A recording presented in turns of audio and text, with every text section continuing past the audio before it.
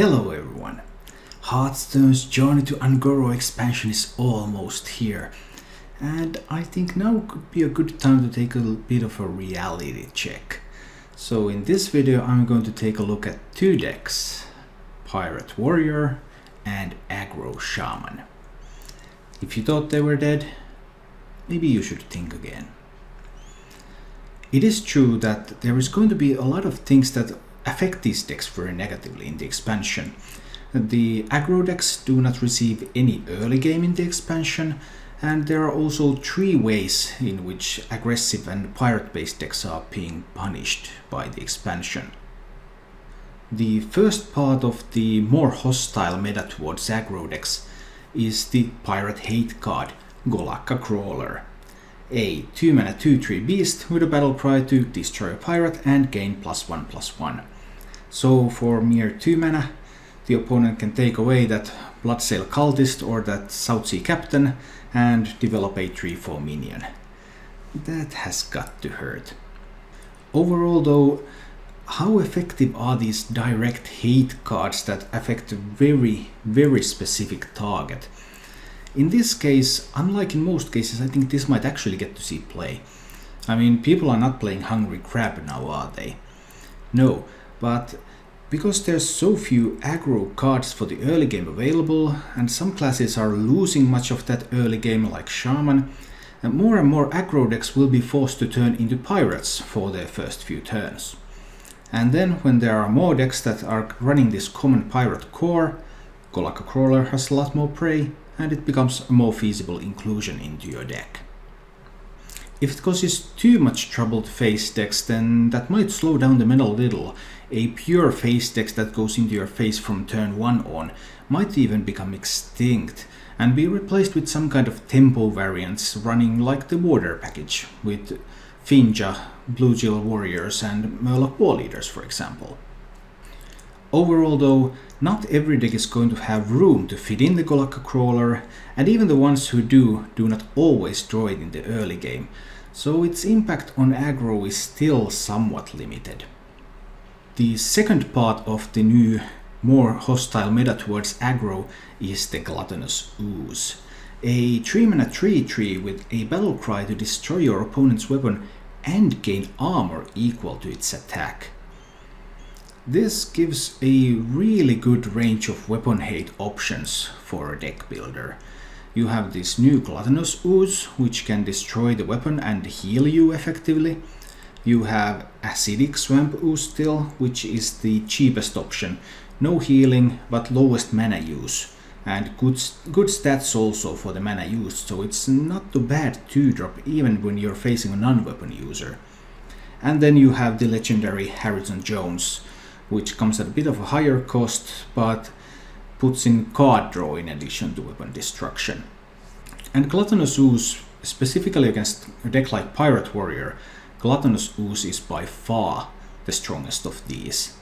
Because if you take down an Arcanite Reaper, you're not only removing the weapon, but you're also healing for 5, and the combined effect is a huge swing. However, we are again at the point of, okay, how many decks have the tech slots to use this? How many will choose to use this for those tech slots? I mean, even in the current meta, it was sometimes common for example, Dragon Priest to be running double Ooze already, and that didn't stop Pirate Warrior. So these individual cards that are very directed hate towards a specific archetype or specific deck, they're powerful when you first include them in your deck, and then when you also draw them. So overall, I'm not sure if these are quite enough to completely kill aggro. And well, they shouldn't. Aggro is good for the game when it's not too dominant. The third downside to aggro decks is a bit more universal one. It's taunts, and more taunts. There are more taunt cards in Journey to Un'Goro than ever before. Blizzard has really decided to start printing more taunts.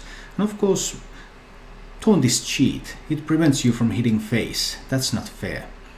And what's more, Blizzard has now finally come up with a solution that enables them to create strong defensive taunt cards that do not really have an offensive function, like the Tar Creeper. The Tar Creeper is the premium low-cost taunt in the game right now. For defensive purposes, that is. A 3 mana 1/5 taunt with +2 attack on your opponent's turn. So it's a 3/5 taunt on your opponent's turn, and it comes down for a mere 3 mana. And this is a really powerful card, especially if combined with the Elemental Synergy 4-drop, the 12-year Stone Shaper, which is a 3/5 taunt with Divine Shield if you have played an Elemental last turn. But the 12-year Stone Shaper might not see play outside Elemental decks. It might be too hard to splash Elementals into your deck and just dabble in them a little to activate these synergies. But Tar Creeper, I expect Tar Creeper see a ton of play in any deck that doesn't really want to be aggressive on 3. And because it has 3 attack on your opponent's turn, many aggressive decks face a dilemma here. If they remove that with their minions generally at that point do not have more than 3 health. So the minions are also going to die. So this new aspect of having a lot more taunts available in the game, and they're coming down earlier, and this is actually much more prevalent than the 2 specific hate cards, because taunts come in many shapes and sizes, and decks can have a lot more of them now than before. That said, Pirate Warrior is not exactly losing a lot in the rotation either. It's losing Sir Finley, which was of course a big deal. If you could find that early life tap against the slow deck, you could have this huge amount of resources, you would be fairly confident in killing them. And it's losing Bash.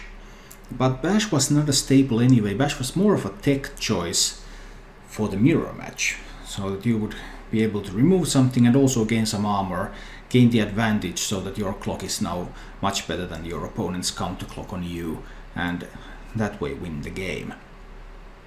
And Pirate Warrior, even though it's not gaining any early game, it's actually gaining 1 potential card for the top of its curve.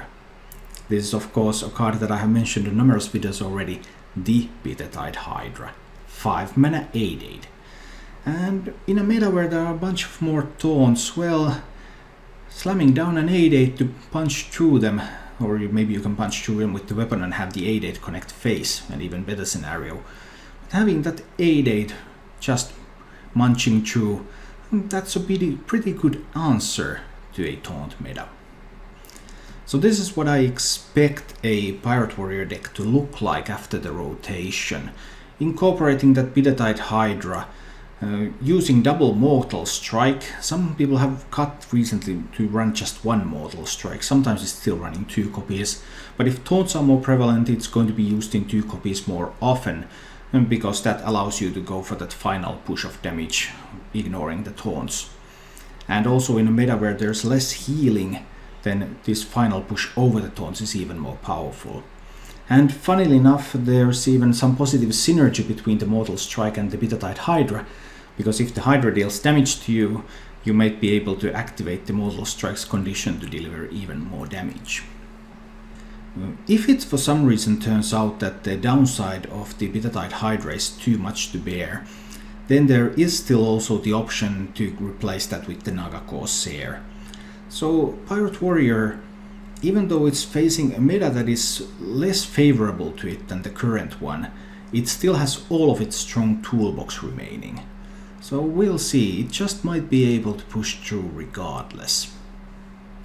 Unlike the Pirate Warrior, Aggro Shaman is losing a ton in the rotation. It's losing basically its entire early game, as well as draw and spell damage.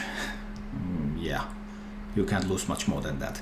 So it's losing Tunnel Trog, it is also losing Totem Golem, it's losing Sir Finley, obviously, which was also lost by the Pirate Warrior, and it's losing Azure Drake. All of those gone. And this puts Aggro Shaman in a predicament. How do you fill up your early game? Shaman didn't get any early game cards. There's nothing in Shaman that can fill this up. And perhaps there is a line where you could go with Unbound Elemental. Maybe you could take in the Golakka Crawler yourself and hate on other pirates. Or you could put in something like Fairy Dragon. But what I think is more probable alternative is that Aggro Shaman is going pirates. Aggro Shaman had already splashed in pirates, double Bloodsail Corsair, Patches, double South Sea Deckhand. Those were cards that were very commonly seen already. And Aggro Shaman could put in a Bloodsail Raider, put in South Sea Captain. South Sea Captain can buff up your pirates, make them deal a little bit more damage, but also be able to sustain a little bit more damage. Perhaps that's enough to make them survive and to push through the taunts. So I expect the Aggro Shaman to look something like this, where they run a much heavier pirate core. I don't expect to see Naga Corsair in Aggro Shaman, because Aggro Shaman is running a lot less weapons than the Pirate Warrior is. And there would be some pretty nice synergy in going Naga Corsair Doomhammer. But in practice, if there's weapon hate, then Doomhammer is such a risky bet. You just cannot take that bet. That's the entire reason why Hammer of Twilight has gained prevalence, because of the weapon hate. You would be fine running Doomhammer if you would be fairly certain that okay, I can actually push the damage with the Doomhammer. But with all the weapon hate around, Hammer of Twilight becomes just so much better. I also expect Blood Mage Talnos to become stable to replace the Azure Drake somewhat. Blood Mage Talnos was a card that was already occasionally run in Aggro Shaman, and now I expect it to have a place every time because Azure Drake is gone. One of the cards that I thought about a little was Feral Spirits. With Tunnel Drop gone, Feral Spirits no longer has that damage buff to that one. And also, when you expect that there's going to be a ton of Tar Creepers, having Feral Spirits on board and having your opponent play Tar Creeper into that results in a very awkward board state. The Tar Creeper cannot attack and kill Feral Spirits, but the Feral Spirits, if they attack into the Tar Creeper, then they will die. And even if you slam Flame Tongue Totem, you still need to use both of them unless you have other sources of damage as well. So this kind of scenario can result in a stalemate, and stalemates are bad for the aggro deck. Aggro deck is the one who needs to push through. They're the beatdown, so they really don't want to be stuck in stalemate situations.